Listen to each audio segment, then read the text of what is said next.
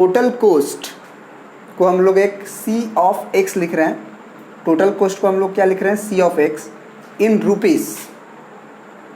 Rupees associated with the production of x unit of an item is given by c of x is equal to 0.005 x cube minus 0.02 x square plus 30x plus 5000।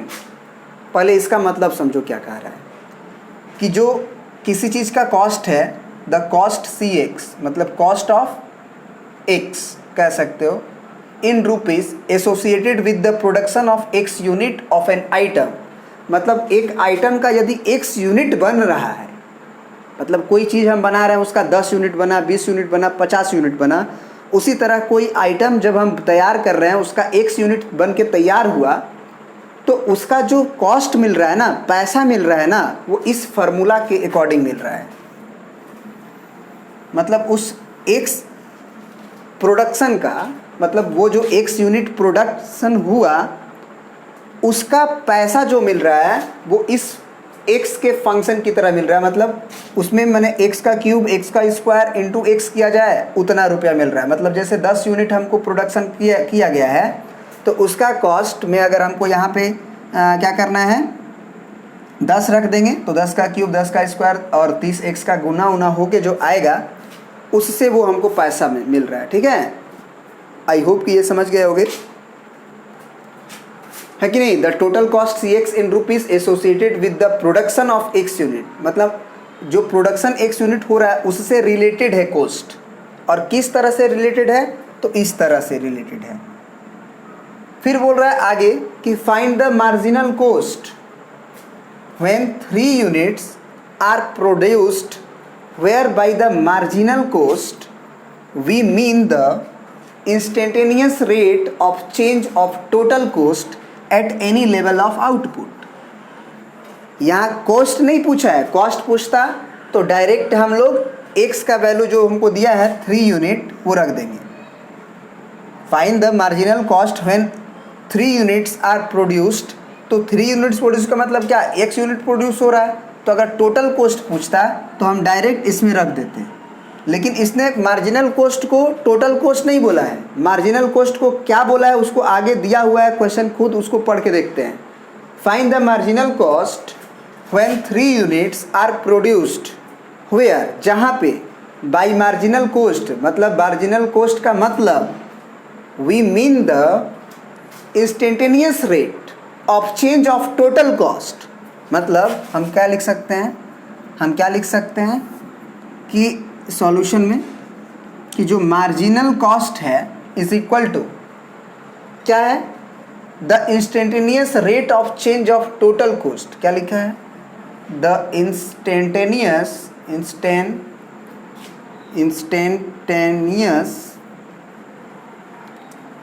Rate of, है ना, change of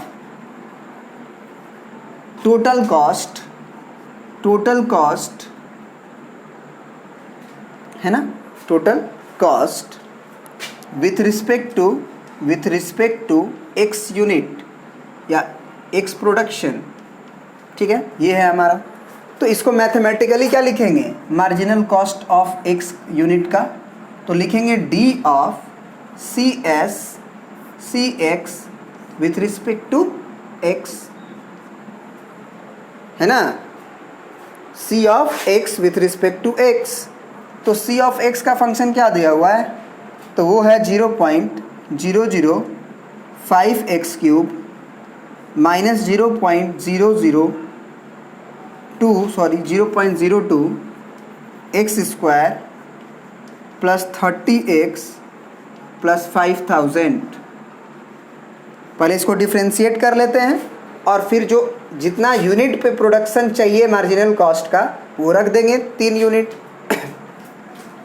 तो ये हो जाएगा 5 3 जा 15 और 0.3 degree के बाद तो यहाँ पे पॉइंट होगा ये x का स्क्वायर, फिर माइनस 2 2 जा 4, पॉइंट जो है 2 अंक के बाद है तो यहाँ 0.04x प्लस 30 और इसका कहानी तो ख़त्म।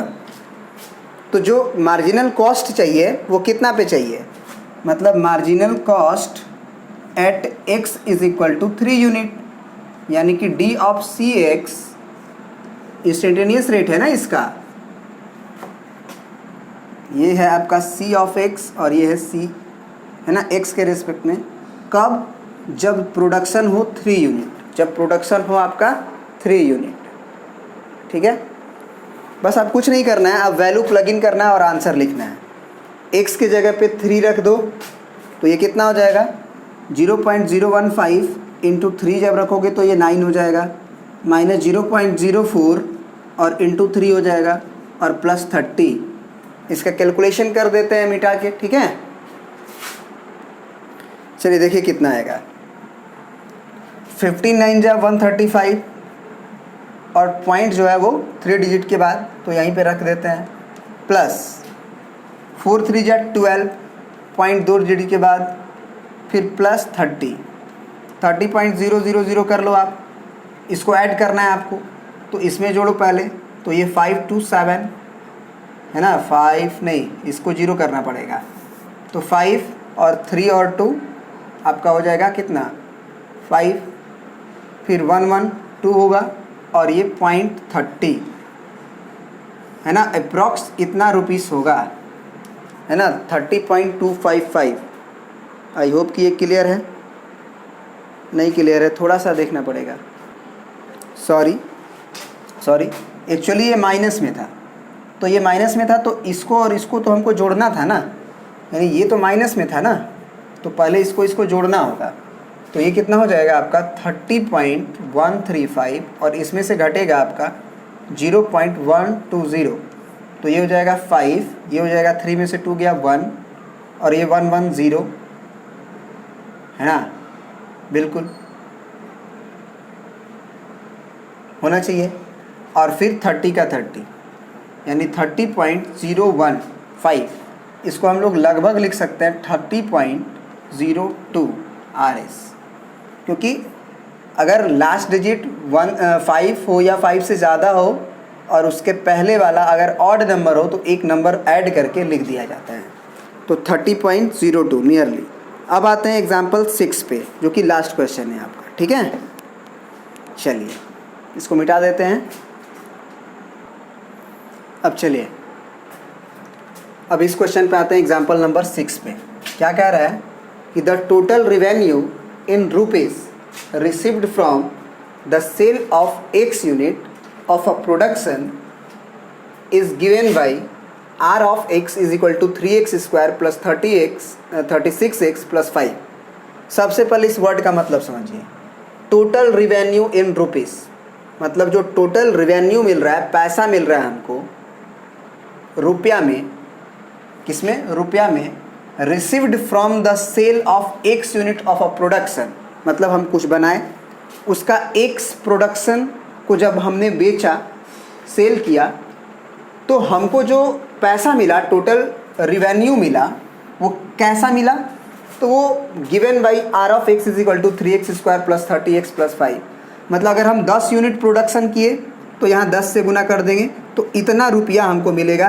3 इंटू 10 का स्क्वायर प्लस 36 इंटू 10 प्लस 5, जो इसका फार्मूला आएगा उतना ही रुपया हमको मिलेगा। मतलब क्वेश्चन बोल रहा है कि इस फार्मूला से हमको रुपया मिल रहा है, आप जितना यूनिट बनाओगे इस फार्मूला के अकॉर्डिंग आपको पैसा मिल जाएगा। ठीक है, आगे बोल रहा है कि find the marginal revenue. Marginal revenue कितना मिलेगा when x is equal to 5 centimetre. तो क्वेश्चन यहाँ पे ये है कि ये तो रिवेन्यू है, टोटल रिवेन्यू, जबकि हमसे पूछ रहा है मार्जिनल रिवेन्यू। टोटल रिवेन्यू पूछता तो डायरेक्ट हम x का वैल्यू 5 सेंटीमीटर इसमें रख देते, लेकिन हमको मार्जिनल रिवेन्यू चाहिए। तो बोला है when x is equal to 5 centimetre, फिर लिखा है कि वेयर मार्जिनल रिवेन्यू का मतलब, तो where marginal revenue we mean rate of change of total revenue. Total revenue तो यही है, ये फार्मूला। तो rate of change of total revenue with respect to the number of items sold at instant, मतलब उस समय में जो तुरंत जो बेचा गया आइटम्स है उसका इंस्टेंटेनियस टोटल कॉस्ट का इंस्टेंटेनियस रेट, वही है हमारा मार्जिनल कॉस्ट। तो according to the question, solution देखिएगा क्या लिखेंगे।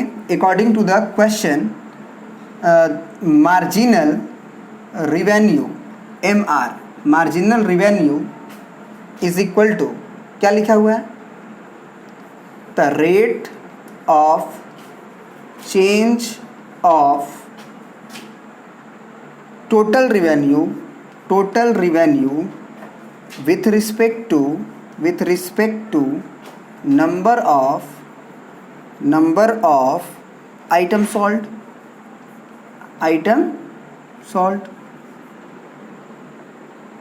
है ना, at instant। इसका मैथमेटिकल मतलब क्या निकालेंगे, तो वो होगा M of R is equal to D of R of X है विथ रिस्पेक्ट टू X। यही तो हुआ ना, instantaneous rate of change of total revenue with respect to X। Instantaneous में तो यही होता है DRX/DX। आप फिजिक्स से भी ये जानते होंगे। तो अब इसको डिफ्रेंशिएट कर दो डायरेक्ट, 3 2 जा 6x प्लस 36 और x का, तो 36 बार x का डिफ्रेंशिएशन 1। सिंपल सी बात है। अब ये जो टोटल रिवेन्यू चाहिए, मार्जिनल रिवेन्यू, वो x इज इक्वल टू कितना पे, 5 सेंटीमीटर पे। सेंटीमीटर नहीं लिखना चाहिए, देख लेते हैं। सिंपल 5 है ये, सेंटीमीटर नहीं है ना, सिंपल 5 था, क्योंकि आइटम है ना, नंबर ऑफ आइटम सेंटीमीटर में कैसे हो सकता है। तो 5, तो ये कितना हो जाएगा, 6 × 5 + 36। तो आई होप कि ये 30 और ये 36, यानी कि आपका 30 हो गया 60, यानी 66, यानी टोटल जो मार्जिनल कॉस्ट उसको मिलेगा, मार्जिनल रिवेन्यू, वो 66 रुपया मिलेगा। ठीक है ना। तो इस तरह से हम लोग एक्सरसाइज 6.1 के पहले वाला जितने भी एग्जाम्पल्स है वो क्लियर कर लिए। अब क्वेश्चंस में आएंगे, ठीक है ना, अब क्वेश्चन में आएंगे नेक्स्ट वीडियो में। ठीक है, इसमें इतना ही रहने देते हैं, चलिए।